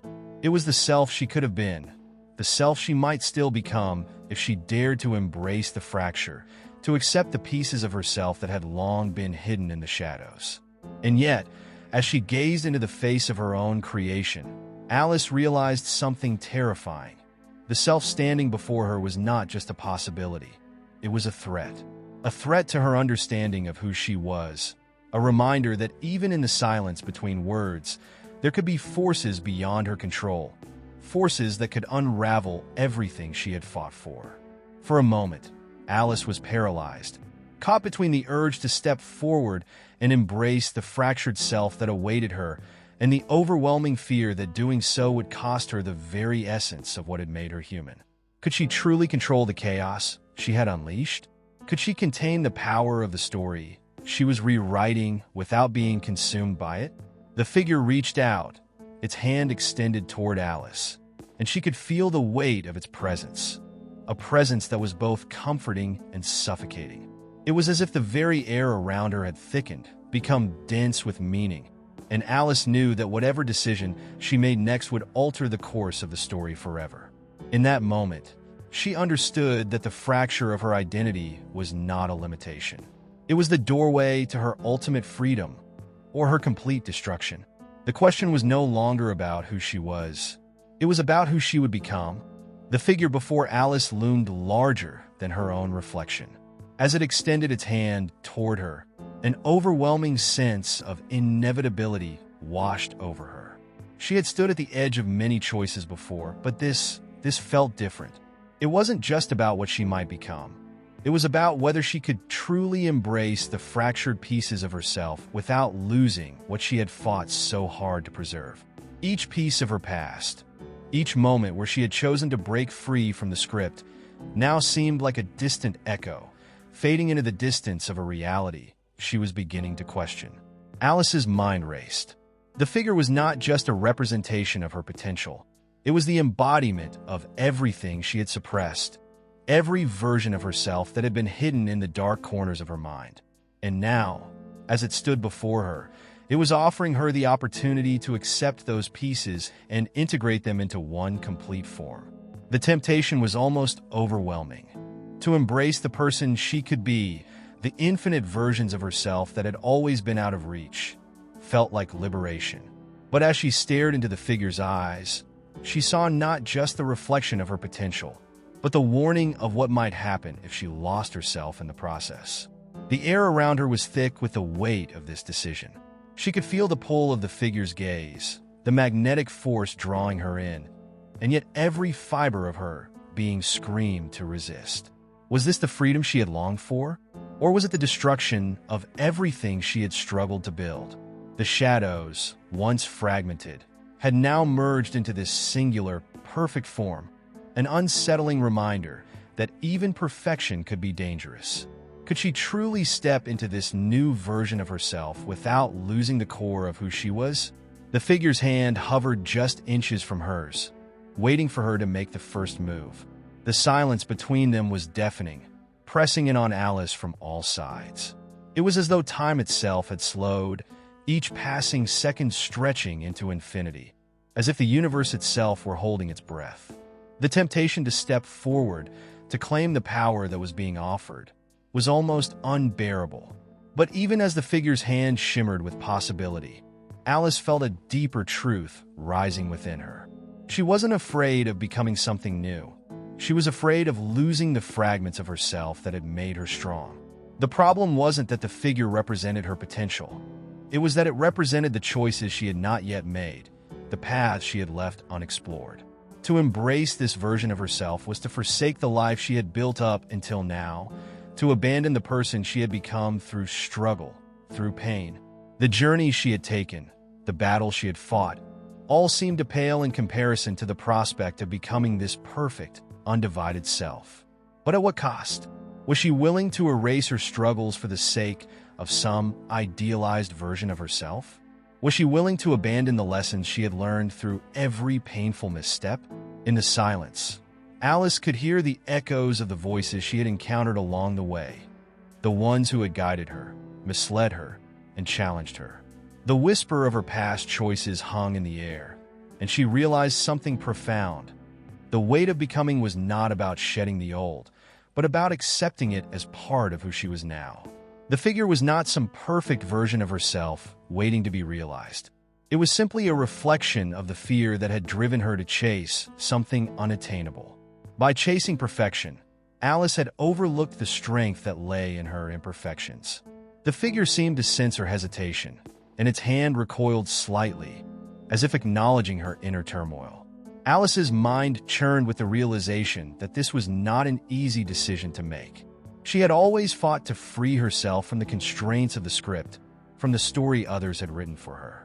Now, it seemed that the script was rewriting itself in her hands, offering her the power to control it. But in doing so, would she lose the very essence of what made her human? Could she truly rewrite her story without becoming a puppet to the forces that had shaped her? It was then that Alice understood something fundamental. The fracture in her identity wasn't a wound. It was a doorway. A doorway that allowed her to look back at all the versions of herself she had cast aside, all the choices she had discarded, and see them as part of the whole. The fear she felt was not the fear of becoming someone else, but the fear of fully accepting all that she was, all that she had been. To step into this new form, to merge with the figure before her, would not erase her past. It would incorporate it, make it a part of the person she was always meant to become. The weight of this realization settled in her chest. The power to become was not in the perfection of the future, but in the acceptance of the past. It wasn't about rejecting the broken pieces of herself. It was about embracing them and allowing them to inform her future. The figure no longer seemed like a threat. It was simply a guide, a reflection of her own potential to create a new narrative, one where she could be whole, not because she was perfect, but because she had accepted her flaws, her contradictions, and her mistakes. Alice slowly extended her hand toward the figure, feeling the strange warmth emanating from it. As her fingers touched the figures, there was no sudden rush of transformation, no violent shifting of her reality. Instead, she felt a deep sense of peace wash over her. She was no longer chasing something unattainable. She was no longer fighting against the fractured pieces of herself. She had become whole, not in spite of her flaws, but because of them. As the figure dissolved into the ether, Leaving Alice standing alone in the space between words, she understood that the weight of becoming was not a burden. It was a gift. The true challenge had not been in rewriting the script, but in accepting the story she had already lived. And now, with that acceptance, she was free to create whatever came next. The possibilities were endless, but for the first time, Alice no longer felt the need to control them. She simply had to be. After the figure dissipated, Alice stood alone in the silence of the studio, the hum of the fluorescent lights above the only sound in the room. The realization of her decision slowly settled in, and a peculiar stillness overtook her. She had accepted the fractured pieces of herself, the pain, the contradictions, the failures, and yet there was no grand revelation, no sudden transformation, no divine epiphany. Instead, there was only the haunting realization that acceptance, while powerful, was not the end of the journey. It was simply the beginning of an entirely new set of questions. In her quest for perfection, Alice had once believed that she could shed the imperfections of her past, that they were the source of all her pain and limitations. She thought that if she could simply integrate all parts of herself, she would become something greater, whole, invulnerable, beyond reproach. But standing there in the aftermath of her choice, the irony hit her hard. She had sought to escape the very thing she now understood to be true. Perfection was an illusion. It was not something to attain, but something to acknowledge and then let go. The walls of the studio, once so comforting in their predictability, now felt suffocating. The polished surfaces of the cameras and props that had once been tools in her journey seemed hollow, as though they were mere echoes of something that no longer had meaning. They were empty, because she had emptied them of their purpose. Everything in the room, from the cold steel of the cameras to the unsettling stillness of the empty sound stages, was a reflection of her own internal desolation. In trying to perfect herself, Alice had inadvertently created an emptiness, an unfillable void that now stared back at her. Her mind wandered back to the many versions of herself she had discarded over the years. The rebellious child, the overachieving student, the idealist, the skeptic, each had represented a fragment of who she had been at a particular time. And yet, when the figure had extended its hand to her, it was not offering a return to one of these versions. It was offering something far more insidious, the promise that she could become something entirely new, something without history, without baggage. The allure of that possibility had blinded her to a deeper truth. In trying to become someone else, she was abandoning the very richness of her lived experience. Alice had always believed that in order to be free, she needed to cast off the constraints of her past. But now, standing in the cold, lifeless studio, she understood that freedom did not come from erasing who she had been. It came from accepting those parts of herself that she had spent years hiding. Her failures, her mistakes, her moments of weakness, and even the parts of herself that she had once hated were all integral to her story. They were the ingredients in the recipe of her existence, and no amount of self-improvement or transformation could change that. Perfection, as she had once dreamed of it, was not just unattainable, it was meaningless. Her chest tightened as a thought occurred to her. Had she truly embraced herself, or had she merely accepted a shadow of who she could be? The fear began to creep in, a subtle discomfort that gnawed at the edges of her mind. What if her decision had not been a step toward freedom, but a step toward erasure? Had she become so consumed with the idea of perfecting herself that she had lost touch with the rawness and complexity of her humanity?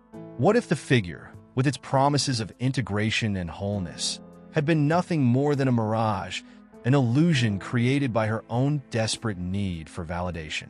Alice's gaze shifted to the camera in the corner of the room, its lens now fixed on her with an unsettling intensity.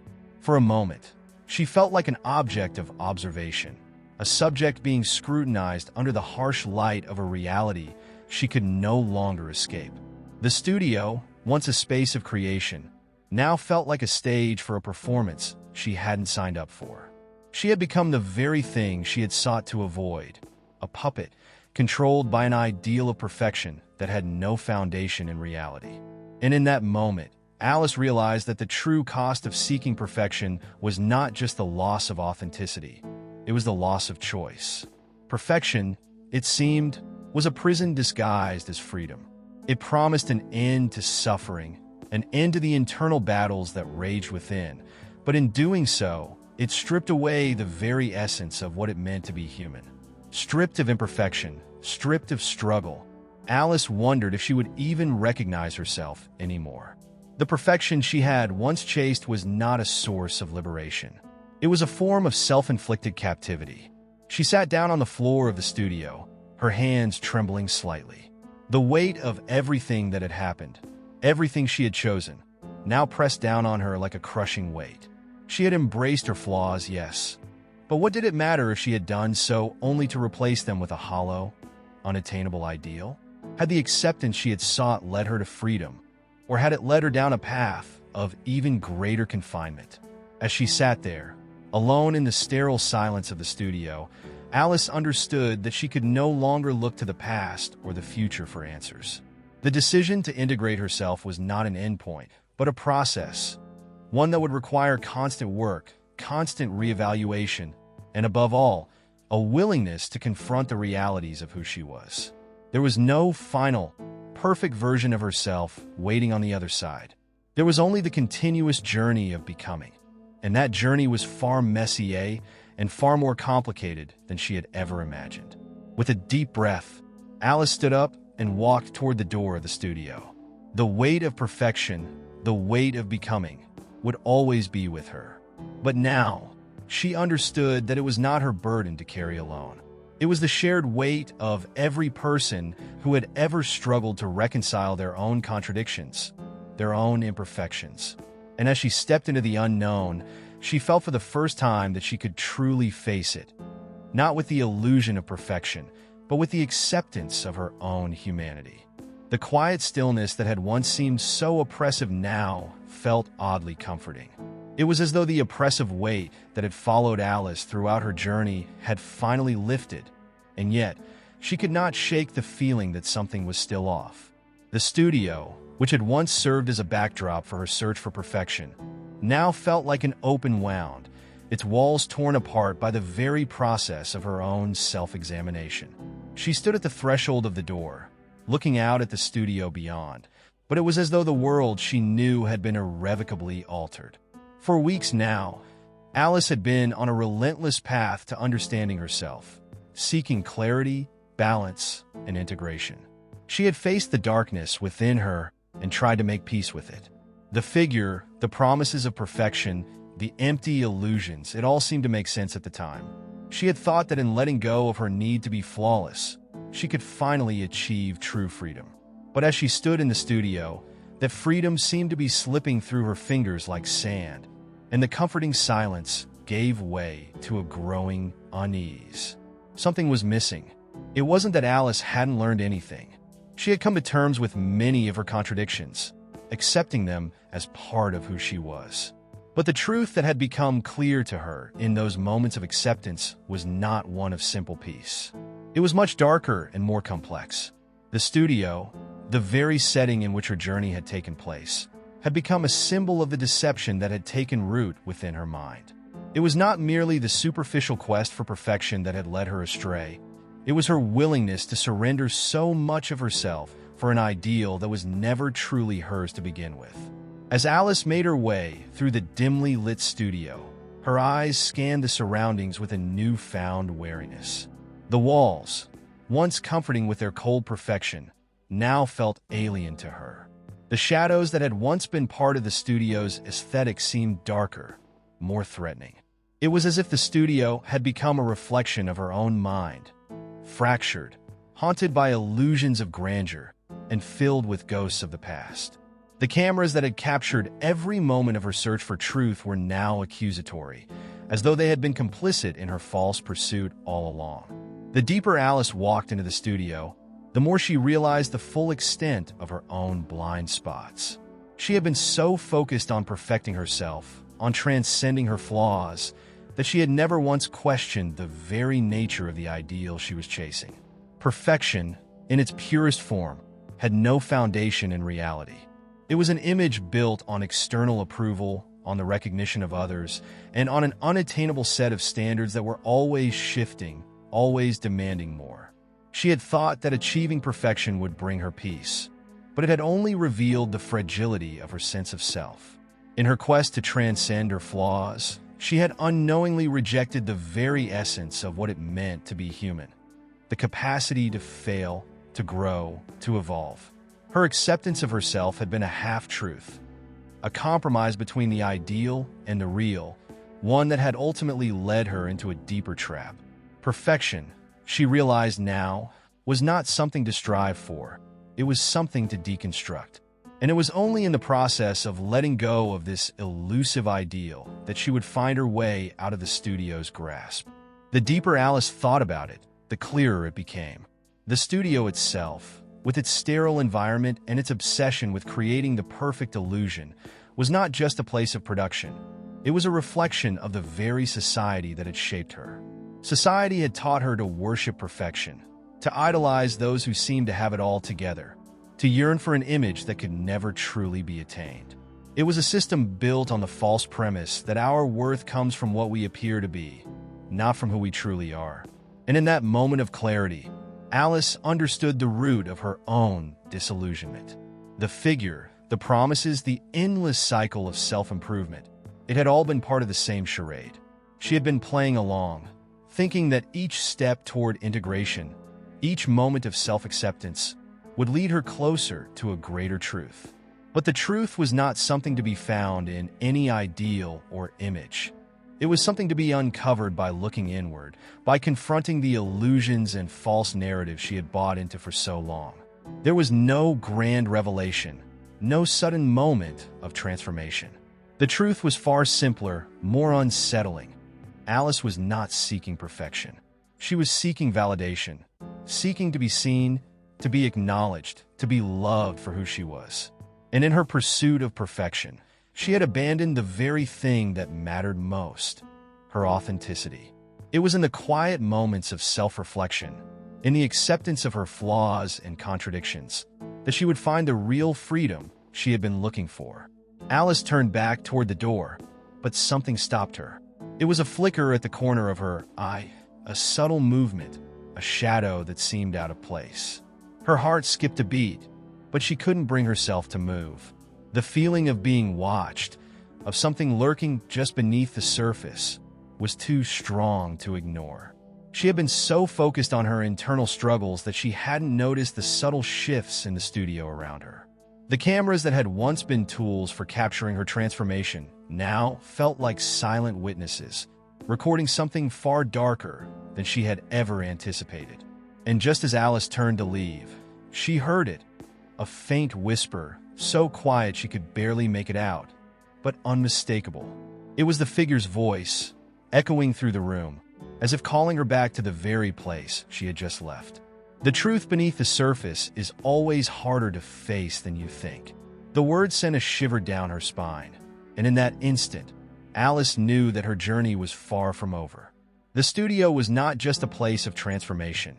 It was a mirror, one that reflected not only her deepest fears but also the hidden truths she had yet to confront. With a deep breath, Alice stepped back into the shadows, ready to face whatever lay ahead, knowing that the truth she sought was no longer something to be found. It was something to be revealed, piece by piece, as she continued to peel away the layers of illusion that had been keeping her trapped. As Alice stood in the heart of the studio, the weight of her journey seemed to settle upon her with an almost suffocating intensity.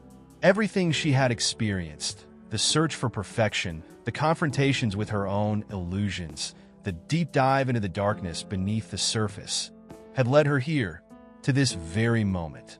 The studio, once a place of creative control, of external validation and manufactured beauty, now felt like a stage in the theater of her own mind, a place where every scene was shaped by the tensions between reality and illusion. The cameras no longer captured her in the same way. They had become instruments of reflection, tools to witness the complex layers of her evolving consciousness.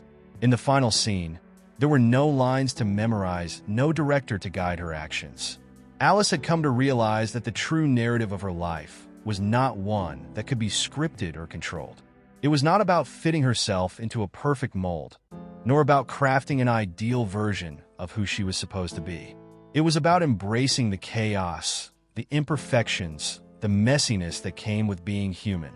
She had spent so long striving for something that didn't exist, and now she had the clarity to see that the real beauty of her story lay in the contradictions, the parts of herself she had once deemed unworthy. The studio, though silent, seemed to respond to her change. The lights flickered gently overhead, casting long shadows that twisted and morphed, as if they too were mirroring the transformation within her. She could feel the presence of the figure, the one who had been haunting her throughout the entire process, watching from the edges of her perception. But now, it didn't feel like a threat. It felt like a part of her, an echo of her own self-doubt and desire for control.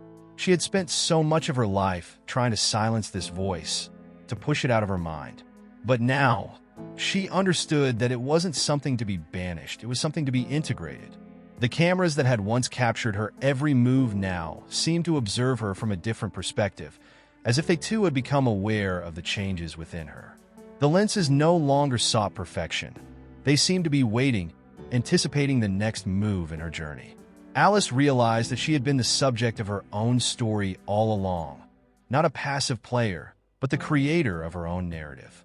She had given the studio, the cameras, the figure, the power to define her. But now, she took that power back, shaping her own ending with the very hands that had once tried so desperately to fit herself into someone else's vision.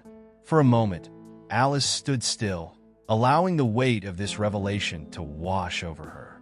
There was no need to race toward some conclusion, no need to find the perfect resolution. The story had already unfolded in the most unexpected way. The twists, the turns, the horror that had seemed so overwhelming at first were all part of a larger design. A design she had been a part of all along. She understood now that life, in all its messiness, was never meant to be neatly packaged or tied up with a bow. It was meant to be lived fully and without reservation, embracing the moments of uncertainty and fear as much as the moments of clarity and peace. The figure, which had once been a symbol of all that she feared, now appeared before her, but it was different. It was not the looming, ominous presence she had imagined. Instead, it stood before her as a reflection of herself, a mirror to the part of her that had longed for certainty and control. The figure did not speak, but its presence was enough to confirm what Alice had already known. She had reconciled with the shadow that had haunted her for so long.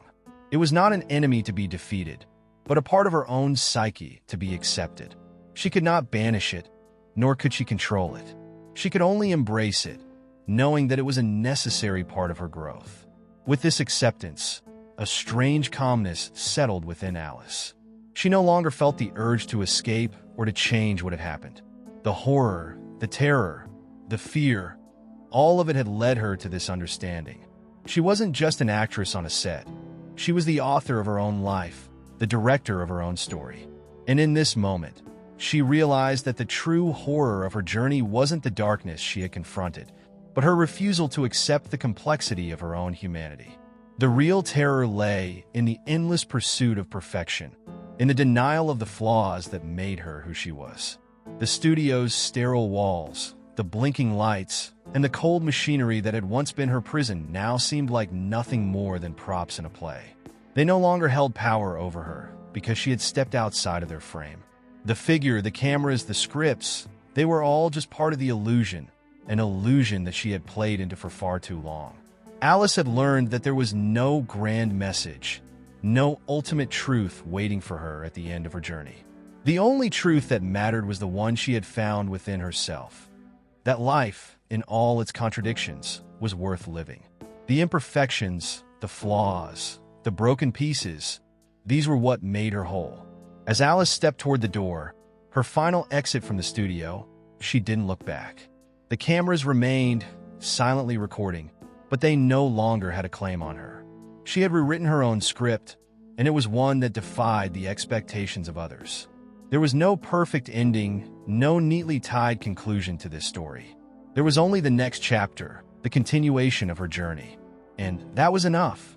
In the end, Alice understood that the studio was not just a place of creation.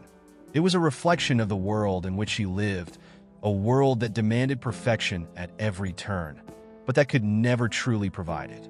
Her task, then, was not to conquer the world, but to accept it as it was. And in doing so, she found the freedom she had sought all along, the freedom to be herself, in all her beautiful imperfection.